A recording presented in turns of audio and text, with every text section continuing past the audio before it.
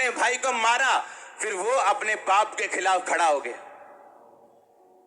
ओ उधर चर्च के gate side पे खड़ा हो गया कहीं, और सबको बोलने लगा, यार पापा तो मिलते ही नहीं किसी को, मैं तो केस करूंगा सॉल्व। और लिखा अबशालोम ने ऐसा बोल बोल के सबको अपनी ओर कर लिया। दाऊद को वहां से भागना पड़ा। कारण विरोध नहीं था, कारण यह था दाऊद ये बात जानता था, इसलिए उसने परमेश्वर के सामने कंप्लेंट भी नहीं की मेरे साथ ऐसा क्यों हो रहा है, क्योंकि उसको पहले से बताया गया था तेरे इस पाप के कारण तुझे ये भोगना पड़ेगा।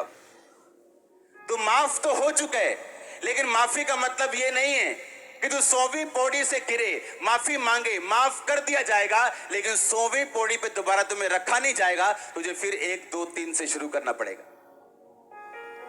और जब तक उसके पाप का कोर्स, उसकी सजा का पूरा नहीं हुआ, वो वापस यरूशलेम को नहीं आया। नंगे पांव पहाड़ों पे जाता रहा, नंगे पांव उसी तरह जैसे बचपन जवानी में नंगे पांव घूमता था, वैसे ही कर दिया गया शैतान के चक्कर में फंस के। क्योंकि जब आप शैतान की बात सुनेंगे, वो कहीं ना कहीं से आपको फल देने के लिए आएगा।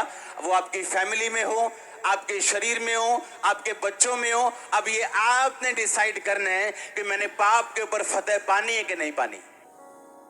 ऐसे मूर्ख लोग भी हैं जो व्यभिचार में यहां बैठे हैं और आशीष मांग रहे हैं परमेश्वर से। आप इमेजिन करो, और आशीष मांग रहे हैं मेरे रास्ते खुल जाएं, मेरा फाइनेंस खुल जाए। आप किसी बाबा के पास नहीं आए हो, आपको किसी बाबा के पास जाना चाहिए। अगर यीशु मसीह के पास आए हो तो आपको सुधरना पड़ेगा, और सुधारेगा मेरा परमेश्वर। जो नहीं छोड़ सकते वो छोड़ोगे तुम।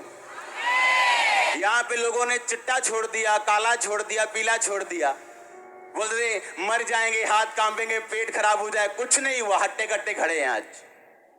हाँ, ऐसी क्या चीज है जो क्रिश्चियन नहीं कर सकता?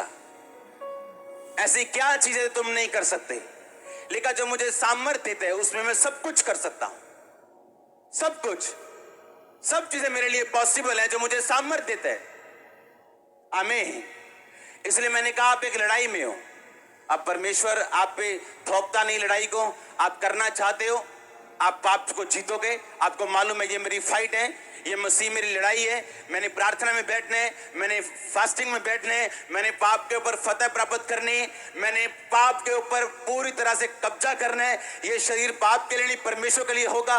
कमिट करो अपनी लाइफ को, रीडेडिकेट करो अपनी लाइफ को। सोचो मेरी प्रार्थना कितनी, मेरी फास्टिंग कितनी, और सोचो मैंने क्या करना है परमेश्वर के लिए। कितनी देर परमेश्वर के सामने जाना है, रोज, एवरीडे।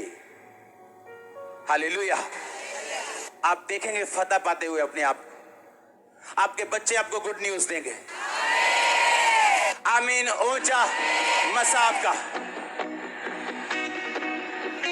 मैंने कहा आपके बच्चे आपको गुड न्यूज देंगे। मैंने कहा